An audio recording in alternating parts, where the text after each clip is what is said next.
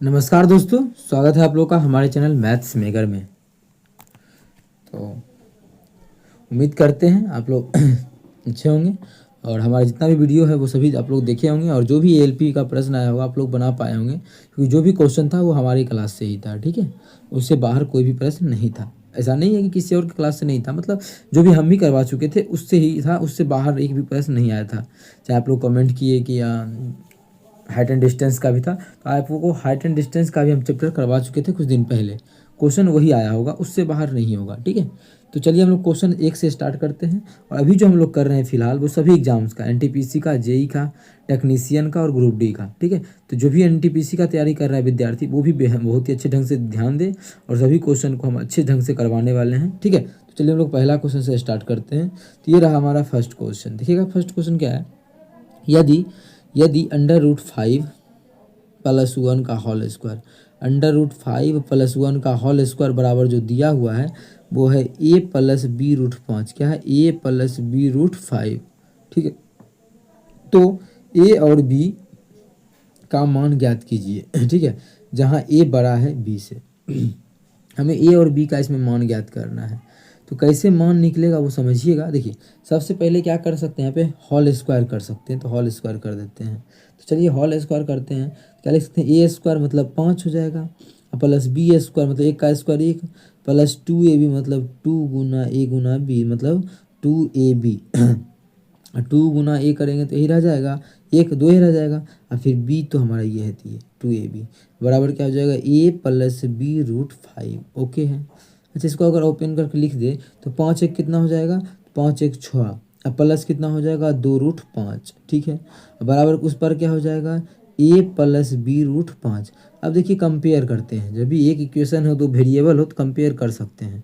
यहाँ देखिए a√5 है, यहाँ क्या है? 2√5 है, यहाँ b√5 है, मतलब b का जो मान हो गया वो 2 हो गया। कितना? b का मान 2। और जो ये है a, वहाँ पे देखिए किससे कंपेयर होगा? 6 से, तो a का मान कितना हो जाएगा? 6 हो जाएगा।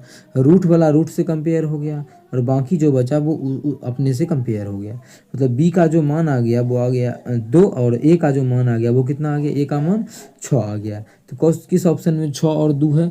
ऑप्शन नंबर बी में है, तो ऑप्शन बी हमारा बिल्कुल करेक्ट आंसर हो जाएगा। कितना हो जाएगा? 6 और 2। उम्मीद करते हैं दोस्तों समझ में आ गया होगा। बहुत ही अच्छा क्वेश्चन था। और एनटीपीसी देखिए पूछा गया प्रश्न है कब?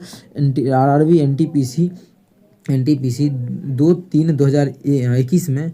ठीक है, stage shift first, stage first में पूछा गया, CBT 1 में पूछा गया, फर्स्ट शिफ्ट के एग्जाम में। ठीक है, सभी क्वेश्चन बहुत ही बेहतरीन है और जो भी एनटीपीसी में क्वेश्चन है या एएलपी का क्वेश्चन है या टेक्नीशियन का, वो सभी आने वाला एग्जाम्स में भी पूछा जाएगा। ठीक है, जितना भी एग्जाम होगा, ऐसा नहीं है कि एनटीपीसी का क्वेश्चन एनटीपीसी में ही पूछा जाता है।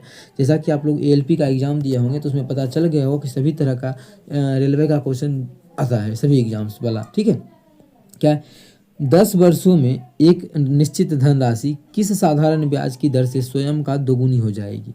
कल भी आप लोग को करवा ही दिए हैं। यहाँ पे P है और यहाँ पे A है। क्या बोल रहे हैं? स्वयं का दोगुनी हो जाए, मतलब 1 रुपया है तो दोगुना हो जाए। कितना साल में क्वेश्चन बोला है? 10 साल में दोगुना हो जाना चाहिए। अच्छा, दोगुना का मतलब ब्याज कितना हो जाएगा? तो आप लोग बोलिएगा ब्याज जो हो जाएगा वो कितना हो जाएगा? देखिए 1 रुपया कर्जा ली थी किसी से, अब उसको हम 2 रुपया दे रहे हैं, मिश्र धन हो गया 2 गो, तो ब्याज कितना? एक ही हुआ तब ना। 1 रुपया कर्जा लिए, 1 रुपया ये हो गया ब्याज वाला, तो टोटल 2 रुपया हो गया। ठीक है, अब हमें निकाल देना है। क्या पूछा है? रेट पूछा है। किस साधारण ब्याज की दर पर, किस दर पर रेट पूछा है। तो रेट क्या होता है? SI बराबर, SI 1 है तो SI बराबर P कितना है? 1 गुना T कितना है? 10 साल गुना R कितना है? नहीं जानते हैं, बटा 100। ये तो फॉर्मूला होता है। यहाँ जब काटेंगे तो 1 0 से 1 0 कटेगा, जब कोना कोनी गुना करेंगे तो रेट जो आ जाएगा वो 10% आ जाएगा। कितना आ जाएगा? 10%। तो इस क्वेश्चन का जो आंसर हो जाएगा वो 10%। ऑप्शन बिल्कुल डी बिल्कुल करेक्ट आंसर हो जाएगा। 10% की दर से कोई धनराशि 10 वर्षों में दोगुना हो जाएगा। कितना में? 10% की दर से कोई धनराशि 10 वर्ष में कितना हो जाएगा? दोगुना। कोई भी धनराशि है 10% की दर से अगर लेते हैं 10% की ब्याज की दर पर, तो 10 साल में क्या हो जाएगा? दोगुना हो जाएगा। ब्याज की दर सालाना गिनती कर रहे हो। ठीक है, चलिए आगे। क्वेश्चन नंबर क्या है? Question number 3। एक कक्षा में 82% छात्र उत्तीर्ण हुए हैं। टोटल 100% विद्यार्थी तो है कोई भी एग्जाम में, टोटल कितना एग्जाम दिया होगा? 100%। जिसमें से कि पास जो हुआ है, पास तो ये लिख देते हैं यहाँ पे पास, पास कितना हुआ है, तो आप लोग बोलिएगा 82% स्टूडेंट क्या हो गया है, पास हो गया है। और उनमें से 2% को छात्र को पुनः परीक्षा की श्रेणी में रखा गया है और 2% जो है फिर से परीक्षा देगा। 82 तो हो गया पास, लेकिन 2% फिर से परीक्षा देगा। और बाकी जो है आगे आगे क्या बोला, अनुत्तीर्ण हुए छात्रों की संख्या 592 है।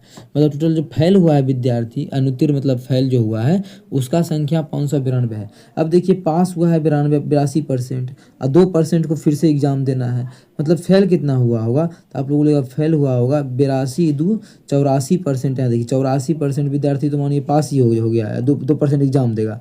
तो मेन जो अभी फेल हुआ है वो कितना, 16%, 16 ही फेल होगा ना, 16%।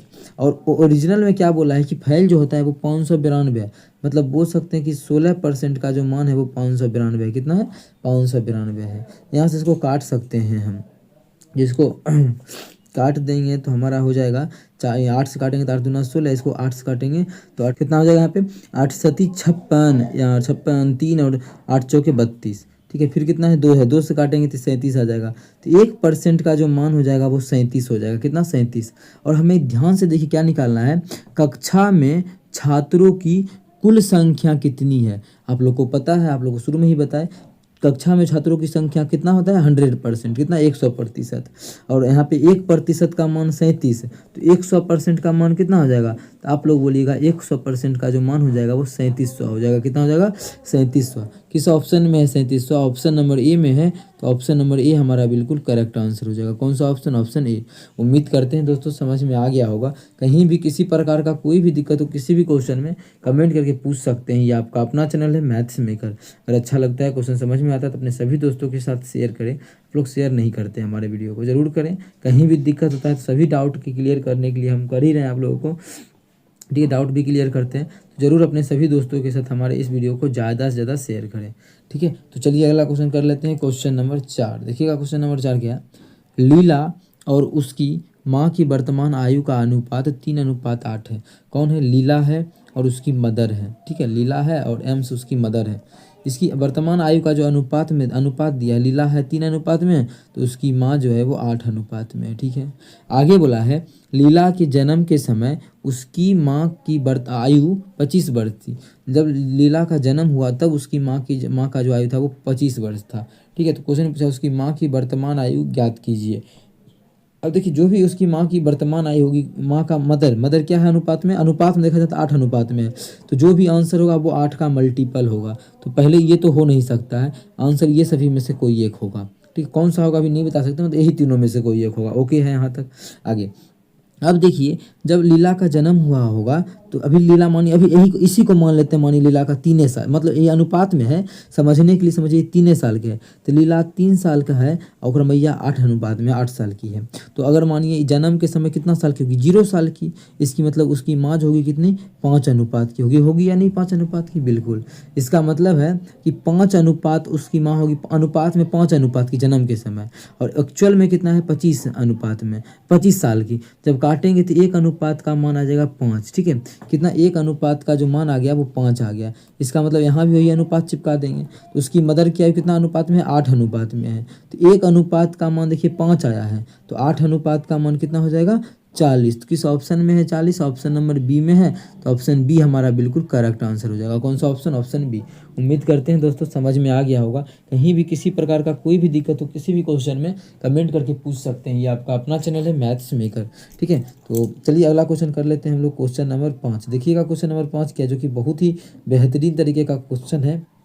क्या है क्वेश्चन नंबर 5, देखिए क्वेश्चन हमारा है 15 पुरुष या बोल दिया, और बोलता है तो क्या बताए थे आप लोग को, प्लस करना है, या बोल दिया है। 15 को पुरुष है। देखिए कब पूछा गया प्रश्न है, आरआरबी एनटीपीसी 25 जनवरी 2021 का जो भी क्वेश्चन है रेलवे का वो सभी आप लोग को करवा दिए हैं। पीछे का क्लास जाके देखिए, जो भी बचा हुआ है वो भी अभी आप लोग को हम करवा रहे हैं। एनटीपीसी का हो गया है, एएलपी का हो गया है, ग्रुप डी का लगभग क्वेश्चन हो गया, आरपीएफ का हो गया है। अगर नहीं देखते हैं तो जरूर देखिए, ये आपका अपना चैनल है, कहीं भी दिक्कत नहीं होना चाहिए, ठीक है। देखिए 15 को पुरुष है, हम पुरुष को मान लेते हैं पी, ठीक है। 15 को पुरुष या मतलब 25 को महिला, मतलब 15 को पुरुष, महिला को एम कर देते हैं, 15 को पुरुष या 25 को महिला को अगर रखते हैं तो एक खेत की फसल को 22 दिनों में काट सकता है। ठीक है, अगर पुरुष को रखेंगे तो 22 दिन में, 15 को पुरुष रखना पड़ेगा 22 दिन में करवाने के लिए। अगर पुरुष को रखना पड़ेगा तो यही काम करवाने के लिए, सेम काम के लिए 22 दिन लगेगा, 15 को पुरुष को रखना पड़ेगा। अगर 25 को महिला रखते हैं तो 25 को रखना पड़ेगा, यही काम 22 दिन में होगा। ठीक है, 22 दिन में ही होगा, लेकिन महिला रखेंगे तो 25 को रखना पड़ेगा। ठीक है, आइए क्वेश्चन पूछा है 9 पुरुष और 18 महिलाओं को इसे काटने में कितने दिन लगेंगे। किसको? 9 पुरुष को और 18 को महिला को अगर भिड़ा देते हैं तो काम पूरा कितना दिन में कंप्लीट हो जाएगा। पहले क्या करते हैं, महिला और पुरुष का क्षमता पता करते हैं, तभी तो काम करवाना है। किससे? 9 पुरुष और 18 महिला से। कौन सा काम करवाना है? तो दोनों तो बराबर है, कोई भी एक काम उठा लेंगे। पहले अनुपात निकाल लेते हैं, इसका क्षमता एक दिन का। देखिए 22 ये 22 कट जाएगा, बिल्कुल 5 से काटेंगे तो ये हमारा हो जाएगा 5 तिया 15 है, इसको काटेंगे तो 5 पचे 25। तो P/M का जो अनुपात आ जाएगा, P/M का अनुपात वो आ जाएगा 5/3। कितना? 5/3। इसका मतलब पुरुष का जो रेशियो है वो 5 अनुपात में है और महिला का जो रेशियो है वो 3 अनुपात में है। कितना अनुपात के साथ उस काम को करना चाहता है वो? कितना है? 9 गो पुरुष है, 9 गो पुरुष, क्षमता कितना है? 5 प्लस 18 को महिला है, इसका क्षमता कितना है? 3 है, तो 45 ये हो जाएगा प्लस 27 ये हो गया। कुल क्षमता कितना हो गया? 7 5 12 1 2 बाकी 4 72। कितना हो गया? 72। अब काम कौन सा करना है तो आप लोग देखिएगा, यहाँ पे समझिएगा कि काम दोनों में से कोई भी एक ले लीजिए, ये और ये दोनों तो बराबर है, किसी एक को पकड़ लेना है। कुल काम है कितना तो हम यही पकड़ लेते हैं, क्या है? 25 गुना m। m क्या है? तो m का तो अनुपात आ गया है 3, तो 25 गुना 3 गुना 22। ठीक है, कुल काम तो इतना दिन में करती थी। महिला का ही बात करें तो 25 को महिला क्षमता के अनुसार 22 दिन में खत्म, तो कुल काम इतना ही होगा। और अब जो करेगी वो कितना क्षमता के अनुसार? 72 क्षमता है। कितना है? 72 क्षमता के साथ करेगी। ठीक है, यही काम को करेगा कौन? महिला और पुरुष मिलकर 72 क्षमता के साथ। जब काटेंगे यहाँ तो 3 से काटेंगे तो 24 तिया 72। ठीक है, और कटेगा जिसको 11, ये 11 हो जाएगा, ये हमारा हो जाएगा 2 से काटेंगे तो 12 हो जाएगा। और किसी से तो नहीं कट रहा है, कोई ऑप्शन नहीं है। 72 आएगा ना, 7 5 12 1 2 बाकी 3 2 4 2 6 1 7। 72 जब काट दिए तो 24 तिया 72, 2 काटे तो 11, 2 काटे तो ये हो गया 12। ये तो कुछ ज़्यादा ही, बटा में 3 तो आ नहीं रहा है, 4 से तो घटेगा नहीं। तो पूरा महिला का क्षमता 3 है, पुरुष का, महिला का 3 है, पुरुष का 5 है। यहाँ मान सही रखे हैं ना, महिला का 3, तो यहाँ पे गलती देखिए, ये हो गया 18 तिया कितना? 18 तिया 54, यहाँ पे 27 ही लिखे हैं, 18 तिया होगा यहाँ पे 54 होगा। चलिए इस चीज़ को यहाँ से हटाते हैं। कहाँ पे गलती है बुद्धि क्या? देखिए वीडियो हम बंद नहीं कर रहे, जो भी है आप लोग के सामने है कि किस प्रकार से हमें क्वेश्चन को सॉल्व करना है, कहाँ पे गलती और सब पर ध्यान देना है। बस देखिए यहाँ पर जो हमारा है वो कितना होगा? 18 तिया 54 हो जाएगा, 18 तिया 54। अब इसको जोड़ेंगे तो 5 4 9 5 2 5 4 9 9 99, मतलब इस 99 क्षमता के साथ करना है। जिसको काटेंगे तो हो जाएगा 33। ठीक है, इसको 11 से काटेंगे तो 11 दूना 22, ये 11 तिया 33। कितना हो गया? 25 दूना 50/3। अब जो हमारा टोटल कितना दिन लगेगा तो कितना दिन लगेगा? 50/3 दिन का समय लगेगा। 50/3 दिन को पूर्णांक में तोड़ेंगे तो हो जाएगा 3, कितना हो जाएगा? 18 तिया 54 नहीं होगा, 16 तिया 48, 16 तिया 48, तो 16 से ही 2/3 दिन का समय लगेगा। कितना आदमी को? 9 पुरुष और 18 महिला को उस काम को करने में जो लगेगा वो 16 से ही 2/3 दिन का समय लगेगा, 16 से ही 2/3 दिन का। उम्मीद करते हैं दोस्तों समझ में आ गया होगा। कहीं भी किसी प्रकार का कोई भी दिक्कत हो किसी भी क्वेश्चन में कमेंट करके पूछ सकते हैं। ये आपका अपना चैनल है मैथ्स मेकर। अच्छा लगता है, क्वेश्चन समझ में आता है तो अपने सभी दोस्तों के साथ इस वीडियो को ज़्यादा से ज़्यादा शेयर करें। ये देखिए क्वेश्चन नंबर 9 है, 6 है, 9 के प्रथम 30 गुणजों का औसत क्या होगा। ये देखिए एनटीपीसी जो है पूछा गया है कब? 2016 में। कब? 16 अप्रैल को। आप लोग जान के हैरान ही होगा ये बात, ये क्वेश्चन जो है 2025 कब एग्जाम हुआ है? 25 नवंबर ना, 25 नवंबर 2024 के एएलपी के शिफ्ट फर्स्ट का पहला क्वेश्चन, माने सेट चेंज होगा तो क्वेश्चन चेंज होगा, पहला क्वेश्चन में यही था बहुत बचा का। बोले तो समझिए ना कि पहला शिफ्ट में यही क्वेश्चन आया था, सेम यही था। ठीक है, सेम। पहला शिफ्ट कब? 25 तारीख का पहला रेलवे का पहला शिफ्ट का क्वेश्चन में पहले ये भी क्वेश्चन एक आया हुआ था। 9 का प्रथम यहाँ 9 है, वहाँ पे बस 6 या 7 कुछ भी था, लेकिन यही था, सेम क्वेश्चन यही था। तो बच्चा को देखते ही किस प्रकार से उड़ाना था उस समय प्रश्न को आप लोग हम पूरा डिटेल में अभी समझाएंगे। पहले देखिए उस समय बनाना क्या था। क्या बोला है क्वेश्चन? 9 का 30 गो गुणज, प्रथम 30 गुणज।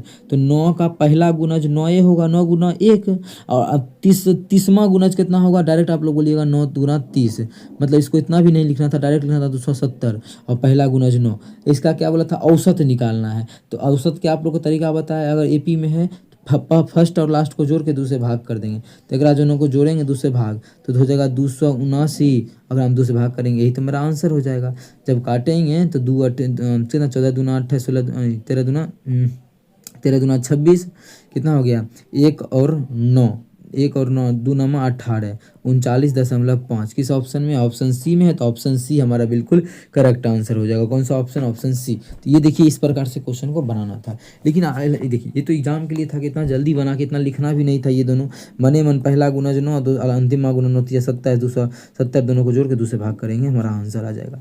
लेकिन अभी था कि क्वेश्चन को समझना है। अभी तो एग्जाम नहीं दे रहे हैं ना, क्वेश्चन को समझना है कि किस प्रकार से हमें बनाना है एग्जाम में। देखिए इसीलिए बोलते हैं कि एनटीपीसी का कोई भी रेलवे में कोई भी एग्जाम का क्वेश्चन हो वो सभी ही कर लीजिए आप लोग, क्योंकि टेक्नीशियन में भी किसी का भी पूछा जा सकता है। ग्रुप डी का भी क्वेश्चन आ रहा है, एलपी में भी आया है ग्रुप डी का क्वेश्चन। तो क्वेश्चन बहुत रिपीट होता है, तो बिल्कुल करके ही जाना चाहिए। 9 का प्रथम 30 गो गुणज बोल रहा है, मतलब लगा जो है प्रथम 30 गो में गुणज, मतलब 9 का पहला गुणज कितना होगा? तो आप लिखा 9। दूसरा गुणज कितना होगा? 9 दूना 18। तीसरा गुणज क्या होगा? 9 तिया 27। चौथा गुणज क्या होगा? 9 चौक 36। इसी प्रकार से बढ़ते बढ़ते अंतिमा गुणज क्या होगा? बोला 30वां गुणज, तो 9 तिया 27, 270 हो जाएगा। इसी का एवरेज बोला है। एवरेज क्या तरीका है? सबको जोड़ के जितना संख्या होता है से भाग करेंगे, पहला। दूसरा क्या है? अगर ये एपी में है, देखिए तो एपी में है, सबके बीच का डिफरेंस है वो 9 ही है। सबके बीच का डिफरेंस कितना है? 9 है। इसका मतलब क्या है? एपी में है। या फिर बोले तो सबके बीच का अंतर क्या है? समान है। जब सबके बीच का अंतर समान हो तो आप लोग को तरीका क्या याद रखना है कि औसत को ही क्या बोल सकते हैं? माध्य। ठीक है, औसत बोले या माध्य बोले, माध्य। क्या तरीका आप लोग को याद रखना है कि फर्स्ट और लास्ट को जोड़ना है और 2 से भाग कर देना है, यही हमारा माध्य होता है। तो माध्य का क्या तरीका होगा? फर्स्ट और लास्ट को जोड़ के 2 से भाग कर देना है। तो पहला और लास्ट दोनों को जोड़ दिए, अगर में भाग कर देंगे 2 से, कितना हो जाएगा? ये 279/2, जो कि आप लोगों को अभी समझा चुके हैं। 2 से भाग करेंगे तो 139.5, मतलब भाग कर लीजिएगा, वही हमारा आंसर हो जाएगा, जो कि हमारा ऑप्शन नंबर सी में है। तो ऑप्शन सी हमारा बिल्कुल करेक्ट आंसर होगा। उम्मीद करते हैं दोस्तों समझ में आया होगा। इस प्रकार का एग्जाम में बिल्कुल प्रश्न आएगा तो आप लोग बनाइएगा, ठीक है। 4 रख देना, ऐसा क्वेश्चन जो भी आए इतना आसान, ठीक है। वो सब क्वेश्चन जो भी आएगा इतना तर करना ही नहीं है, मने मन तो निकाल सकते हैं आप लोग कि जोड़ेंगे 970 270 और 9 जोड़ेंगे 279 और 2 से भाग करेंगे, जो भी आंसर है, ठीक है। उम्मीद करते हैं समझ में आया होगा। चलिए आगे की तरफ चलते हैं, हम लोग कर लेते हैं क्वेश्चन नंबर जो हमारा है, क्वेश्चन नंबर 7। देखिएगा क्वेश्चन नंबर 7 क्या है। राजकुमार ने 41,000 में 2 LED टीवी सेट खरीदा। टोटल जो रुपया में कितना में खरीदा है? कुल क्रय मूल्य कितना में खरीदा है? 41,000 में, ठीक है। सीपी का ही बात हुआ ना, 41,000 में करता है, ठीक है। आगे बोला है उसने एक को 20% के लाभ पर बेचने पर तथा दूसरे को 15% की हानि पर बेचने पर उसने पाया कि दोनों टीवी सेटों का विक्रय मूल्य समान था। उसका कुल लाभ तथा अथवा हानि प्रतिशत ज्ञात करें। क्या बोला है कि एक टीवी को जो है, टीवी है ना, उसमें से एक को 20% का लाभ, एक टीवी को बेचा 20% के लाभ पर, ठीक है, और दूसरे टीवी को बेचा 15% की हानि पर। दूसरे टीवी को बेचा 15% की हानि, इसको भेजा हानि की बेचा हानि पे, और इसको बेचा 20% के लाभ पे, एक टीवी को। और दोनों में क्या बोला है कि एसपी समान है। सभी चीज़ देखिए लिखना जरूरी नहीं है, यहाँ पे हम लिख रहे हैं, फेस नहीं दिख रहा है, सभी चीज़ हमें यहाँ पे लिखना थोड़ा सा पड़ जाता है। क्या एसपी समान है, विक्रय मूल्य क्वेश्चन में बोला है समान है। अब बनेगा कैसे? इस आसान क्या तरीका होगा, शॉर्ट ट्रिक जो बच्चा खोजता है वो क्या होगा। जैसे ग्रुप एक हम क्रिएट किए, उसमें देखते हैं बहुत बच्चा हल्का हल्का क्वेश्चन पूछ रहा है, समझ में नहीं आता है कि आप वीडियो नहीं देखते। अगर नहीं देखते भाई देखिए, कहीं भी दिख सकता है पूछ लीजिए, नहीं, ठीक है। बहुत आसान क्वेश्चन, जैसे यही क्वेश्चन देखिए हम करवा रहे हैं सॉल्यूशन, देखिएगा किस प्रकार से। 15 पहले देख लेते हैं हम लोग लाभ का, लाभ कितना का हो रहा है 20% का, तो 20% का फ्रैक्शन वैल्यू कितना हो जाएगा, तो 20% का जो फ्रैक्शन वैल्यू होगा वो हो जाएगा 1/5। ये कैसे हुआ, तो 20 बटा परसेंटेज का मतलब नीचे में 100, जब काटेंगे तो 1/5 ही आएगा, इसीलिए ठीक है इस प्रकार से लिखते हैं। और 15, चलिए इतना हो गया। अब देखिए यहाँ लिखते हैं CP, ठीक है, इसका मतलब कोई चीज़, और यहाँ पे लिखते हैं SP, ठीक है। इसका मतलब है कि अगर कोई चीज़ 5 का है, समझिएगा, अगर कोई चीज़ 5 का है, ये 5 का, तो उस पे 20% का लाभ मतलब 1 का लाभ, समझिए ना कि 5 का 20% जो होता है वो 1 होता है, तो उस पे 20% का लाभ, 5 का चीज़ है 20% का लाभ मतलब 1 का लाभ लेके 6 में उस चीज़ को बेचेगा, ठीक है। अब देखिए हानि जो हुआ है वो 15% का, इसमें भी देखते हैं इसका भी फ्रैक्शन वैल्यू कितना होता है, तो 15% का फ्रैक्शन वैल्यू होता है 5 या 15, 5 चौक 20 25 100, 3/20। नहीं तो आप लोग यहाँ निकाल लीजिए 100 करके काट के, ठीक है, 5 से काटेगा तो यही आ जाएगा, कितना आ जाएगा 3/20। मतलब कोई चीज़ अगर 20 का है, 20 का, तो उस पर 15% का नुकसान होगा, मतलब कितना का नुकसान होगा, 3 का नुकसान होगा। जब 3 का नुकसान होगा तो वो चीज़ बेचा कितना में जाएगा, 17 में बेचा जाएगा। कितना में बेचा जाएगा, 17 में बेचा जाएगा। इतना में किसी प्रकार का हानि परेशानी अगर हो तो कमेंट करके पूछे। अब हम लोग आगे चलेंगे। आगे देखिए क्वेश्चन में बोला क्या, SP जो है समान है। इस क्वेश्चन में बोला क्या गया है कि जो अबे यार जो विक्रय मूल्य है, समझिए थोड़ा सा, हाँ, ये जो विक्रय मूल्य देखिए यहाँ लिखे हैं SP क्या है, सेम है, यहाँ समझिएगा, ये जो लिखा है SP सेम है, SP का मतलब यही है ना, सेम है। क्या यहाँ पे सेम आप लोग को नजर आ रहा है, तो आप बोलिएगा दूर दूर तक यहाँ सेम नजर नहीं आ रहा है। तो करना क्या है, सबसे पहले SP को सेम कर लेते हैं। SP को कैसे सेम करेंगे, तो इसके क्रय मूल्य को एकराम में गुना कर देंगे, और क्रय मूल्य को एकराम में गुना कर देंगे, हो जाएगा SP सेम। तो चलिए कर देते हैं, सॉरी विक्रय मूल्य को, एकड़ वाला विक्रय मूल्य ओकरा में चल जाएगा तो गुना 17 हो जाएगा, ओके है। और एकड़ वाला एकड़ा में आ जाएगा तो गुना 6। अब देखिए सेम हो गया क्या, 17 गुना 6, ये भी 17 गुना 6, ये भी गुना भी कीजिएगा, जरूरी नहीं है गुना करना। तो ये भी हो जाएगा कितना हमारा 102, ये भी 102, ठीक है। अब देखिए तो यहाँ 17 से अगर गुना किए तो इसमें भी 17 से करेंगे, जिससे मेरा इफेक्ट नहीं पड़े। और यहाँ से 6 से किए तो 6 से यहाँ भी करेंगे, जिससे कि मेरा अनुपात चेंज नहीं हो। देखिए 6 से 6 खत्म, जो पहले अनुपात था वही तो अनुपात अभी भी है ना, इसलिए हम बस गुना कर दिए, ठीक है। क्वेश्चन में पूछा है कि उसका लाभ या हानि बताना है, परसेंटेज में नहीं, ओरिजिनल में। अब देखिए क्रय मूल्य कितना है देख लेते हैं। तो इसका एगो कुर्सी का 17 × 85 और दूसरा का 20 × 120, टोटल जो क्रय मूल्य हो जाएगा दोनों को जोड़ देंगे तो 205 आ गया। कितना आ गया, 205 आ गया। टोटल जो क्रय मूल्य आ गया वो 205 आ गया। और विक्रय मूल्य अगर देखें तो ये हो गया हमारा 17 × 102 ये हो, और ये भी 102, ठीक है, 17 × 50 102। टोटल जो विक्रय मूल्य हो गया वो हो गया 102 दूना 204, कितना 204, 102 दूना 204। इतना तो दिख रहा है कि क्या हो रहा है, 205 का चीज़ 204 में बेच रहा है, हानि हो रहा है। तो लाभ वाला तो यहाँ से फटाफट क्या करेंगे, काट देंगे, लाभ इसमें भी लाभ इसमें भी, लाभ वाला तो कट जाएगा। अब होगा तो चाहे B चाहे D, यही दोनों में से कोई एक होगा। अब देखिए यहाँ से आसान तरीका से इतना क्वेश्चन करना ही नहीं था, डायरेक्ट आप लोग टिक कर देते। डायरेक्ट क्वेश्चन दिख रहा है कि क्या होगा कि 200 आंसर होगा, कैसे वो देखिएगा। अब देखिए कितना का यहाँ पे लाभ हानि हो रहा है, तो आप बोलिएगा 205 का चीज़ है 204 में बेच रहा है, इसका मतलब 1 का लाभ हानि हो रहा है। कितना का हानि जो हो रहा है वो 1 का हो रहा है, ठीक है। यहाँ तक कोई दिक्कत नहीं, इसको जो हानि हो रहा है वो 1 का हो रहा है, ठीक है। अब देखिए ओरिजिनल में विक्रय मूल्य, देखिए एक एक चीज़ हम समझा रहे हैं इसलिए टाइम लग रहा होगा। विक्रय ओरिजिनल क्रय मूल्य हमारा कितना है 41,000, कितना 41,000। और यहाँ पे क्रय मूल्य कितना अनुपात में आया है, अनुपात में जो आया है वो 205 आया है। तो ओरिजिनल में कितना है 41,000। तो हम बोल सकते हैं 205 जो बराबर है, 205 वो 41,000 के बराबर है। किसके बराबर है, 205 जो बराबर है वो 41,000 के बराबर है। जब इसको काटेंगे तो 205 दूना 410 2 0 200, एक अनुपात का मान 200 हो गया। तो हानि तो 1 के अनुपात में हुआ है, तो एक अनुपात का मान कितना हो जाएगा 200। मतलब हानि जो होगा वो 200 का होगा, जो कि हमारा ऑप्शन नंबर B में है। तो ऑप्शन B हमारा बिल्कुल करेक्ट आंसर हो जाएगा। कौन सा ऑप्शन, ऑप्शन B। उम्मीद करते हैं दोस्तों समझ में आ गया होगा। कहीं भी किसी प्रकार का कोई भी दिक्कत हो किसी भी क्वेश्चन में कमेंट करके पूछ सकते हैं। ये आपका अपना चैनल है मैथ्स मेकर। अगर अच्छा लगता है, क्वेश्चन समझ में आता है तो अपने सभी दोस्तों के साथ इस वीडियो को ज़्यादा से ज़्यादा शेयर करें। अगर आप लोग चैनल पर नए हैं तो हमारे चैनल मैथ्स मेकर को सब्सक्राइब करना ना भूलें। चलिए अगला क्वेश्चन कर लेते हैं, क्वेश्चन नंबर 8। देखिएगा क्वेश्चन नंबर 8 क्या है, 47 पे पावर 25 माइनस 1 निम्न में से किससे पूर्णतः विभाज्य होगा। क्या है, 47 पे पावर 25 माइनस 1 क्या 1/25 लिख सकते हैं, वही मान रहेगा बिल्कुल। ये आ गया। ये जो इसके बारे में पूछ रहा है किससे भाग भाग पूरा पूरी लग रहा है, 21 से या 24 से या 23 से या 19 से, किससे जो है इसमें पूरा पूरी भाग लग जाएगा। आप लोग क्वेश्चन को देखते ही बोल सकते हैं कि आप लोग हमसे पढ़ चुके हैं, क्या 23 से पूरा पूरी भाग लग जाएगा, इसका ऑप्शन सी हो जाएगा।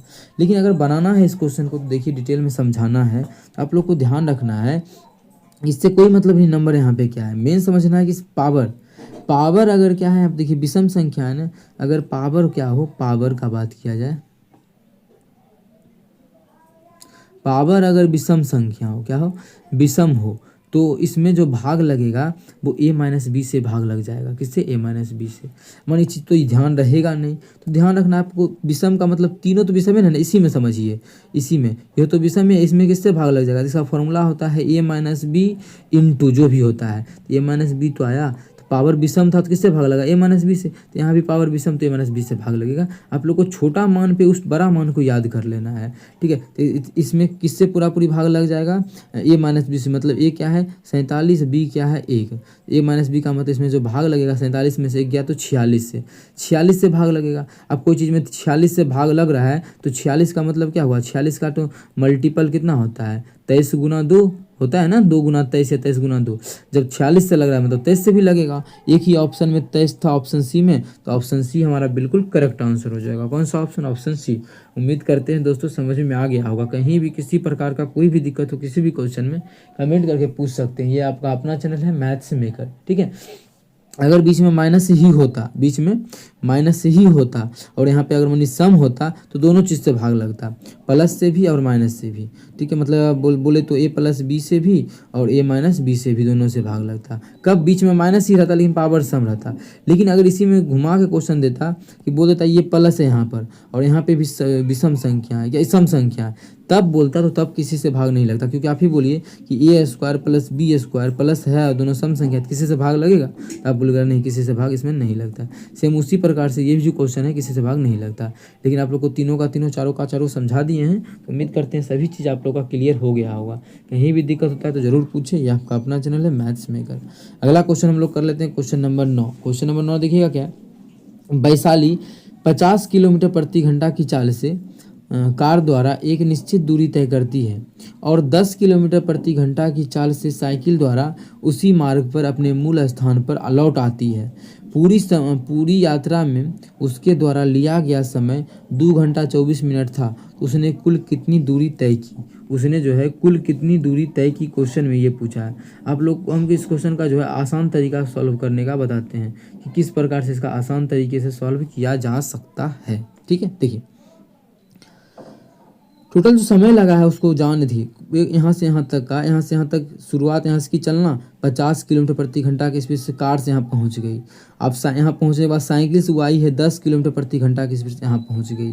जब भी ऐसा दे कि एक ही डिस्टेंस समान दे गई और आई, ठीक है, उसमें दूरी निकालना, तो दूरी का क्या फार्मूला होता है, तो होता है S1 Guna S2 divided by S1 plus S2, क्या S1 प्लस S2 और क्या होगा गुणनफल, जितना भी उसको समय लगा है टोटल टाइम।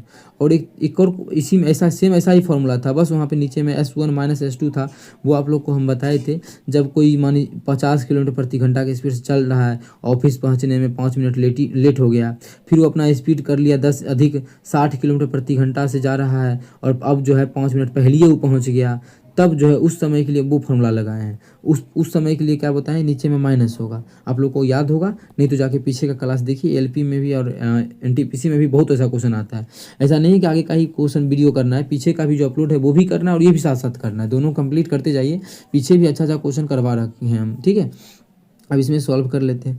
S1 कितना है 50 किलोमीटर प्रति घंटा गुना S2 कितना है 10 किलोमीटर प्रति घंटा, दोनों का योगफल कितना हो जाएगा 60 गुना समय कितना लेंगे 2 घंटा तो पूरा पूरी है प्लस 24 मिनट है, इसको घंटा हम बदलेंगे 60 से भाग कर देंगे क्योंकि पूरा पूरी घंटा लेना है। तो 6 चौके 24 12 से कर देते, 12 दूना 24 12 पचे 60, तो क्या आ गया 2 + 2/5। सॉल्व करेंगे तो 12 दूना 24 5 दूना 10 2 12/5 घंटा कितना आ गया 12/5 घंटा, मतलब 12/5 घंटे का समय लगेगा। जब काटेंगे तो इस जगह 12 पचे 60, ठीक है। ये 5 से काटेंगे तो इस जगह 5 दहें 50, इसको काटेंगे तो 5 दूना 10, तो टोटल जो यहाँ पे आ गया वो कितना आ गया हमारा 10 दूना 20। तो डिस्टेंस जो आ गया वो हमारा आ गया 20 किलोमीटर। कितना आ गया डिस्टेंस जो टोटल हो गया वो आ गया कितना 20 किलोमीटर। तो क्या यही मेरा आंसर हो गया? बिल्कुल हो जाएगा यही आंसर। लेकिन क्वेश्चन में ये चीज़ नहीं बोला। आप लोग क्या कीजिएगा, यही आंसर आ गया 20 किलोमीटर, ऑप्शन खोजना है कहाँ है, नहीं है, मिलेगा ही नहीं। तो क्या है, क्या कि ये जो है यहाँ से यहाँ तक का 20 किलोमीटर आ गया डिस्टेंस, मतलब जो एक दूरी का यहाँ से यहाँ तक गई फिर आई। तो क्वेश्चन में क्या बोला है, कुल दूरी कितनी तय की, वो कुल कितना तय किया, ये नहीं पूछा है कि यहाँ से यहाँ तक के बीच का दूरी निकालना है। यहाँ से यहाँ तक के बीच का दूरी तो 20 है, लेकिन 20 गई और 20 आई, जो कुल तय की है वो 40 किलोमीटर की दूरी। कितना 40 किलोमीटर की दूरी। तो ऑप्शन नंबर ए हमारा बिल्कुल करेक्ट आंसर हो जाएगा। कौन सा ऑप्शन? Option A. बस आप लोगों को क्या करना है, ये फॉर्मूला याद रखना है कि किस प्रकार से क्वेश्चन को बनाना है। ठीक है, इसमें बहुत ही आसान क्वेश्चन है और बहुत ही आसान फॉर्मूला है, बस आप लोगों को याद रखना है, इसमें कोई नया चीज़ नहीं है। ठीक है, बस आप लोगों को माइनस कब यूज करेंगे, जब लेट और सवेरे होगा तब, और ये कब यूज करेंगे तो आप लोगों को क्वेश्चन आप लोग के सामने में है। ठीक है, चलिए अगला क्वेश्चन की तरफ। क्वेश्चन नंबर 10 देखिएगा। क्वेश्चन नंबर 10 हमारा क्या है, ए और बी के वेतनों का अनुपात 3:4 है।